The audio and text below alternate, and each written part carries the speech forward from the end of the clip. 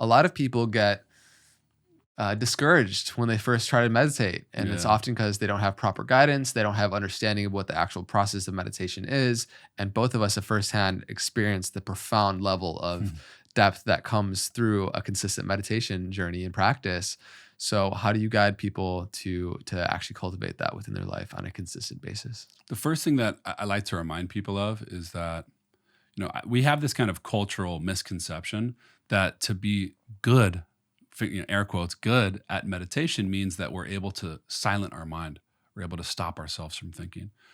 And so a lot of people think that this is ultimately what meditation's about. So when people sit down and practice and their mind's wandering, which is how our brains are designed to always be thinking, people think that meditation is not for them. It's the thing I hear most. Oh, I've tried meditation. I suck at it. It's not for me. So what I like to remind people of is that that's how our brains work, especially those of us that are not living as monks.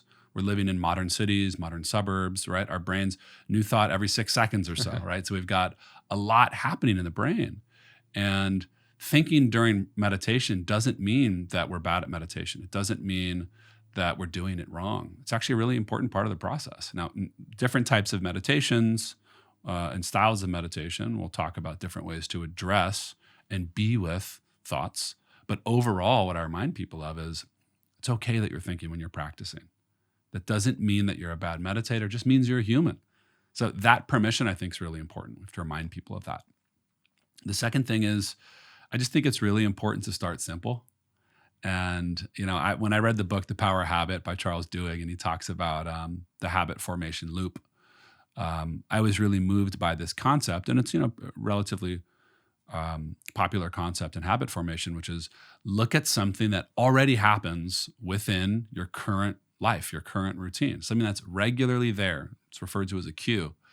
Identify that cue and slide your meditation practice into right after that cue.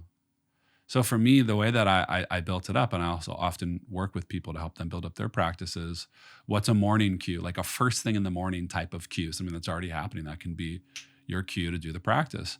For a lot of people, it's they use the bathroom first thing in the morning. When they leave the bathroom, when they step out of the bathroom, that's the cue to sit down and practice. I like to encourage people to practice for just a few minutes a day at the start.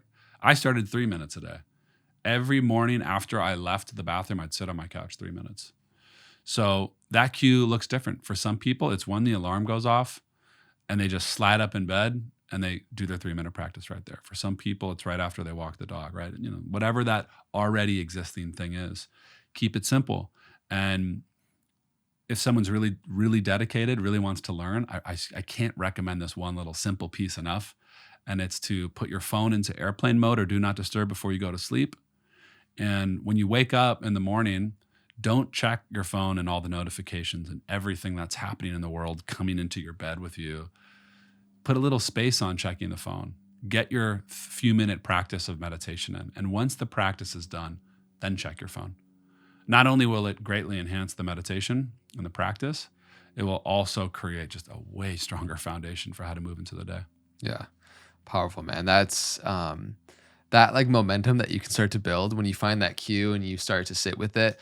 Once you start to experience the benefits of like a meditation practice and how it really just lightens your experience of life, then it becomes something that you can actually have the desire to continue to deepen, and you can make your meditations longer and you start to experience more. And like that upward spiral is such a beautiful thing to have a felt reality, but it comes with first taking those baby steps. So whoever's listening to this, wherever you're at in your journey, maybe you've been, an experienced meditator for many, many years, or you're just starting out, allow this to be an invitation to make baby steps into like a deeper sense of that meditative experience. And for me, I personally love immersive experiences. Being able to like do a silent retreat or be able to go into a 3 or 4 or 5 day experience to where you really immerse yourself in the understanding of something. And there's so many incredible programs and courses and things that people can take online, I think are also a really incredible modality and way to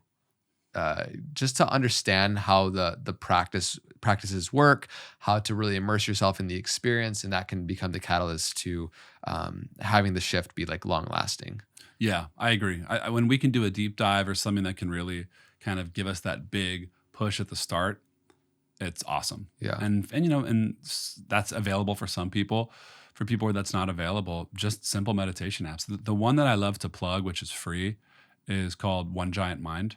So not immersive. It is, you know, it is on the phone, but it's just a great starting point, an easy way to move in. And then for people that do have access to immersive experiences, retreats, or they can work with teachers, awesome way to move it forward.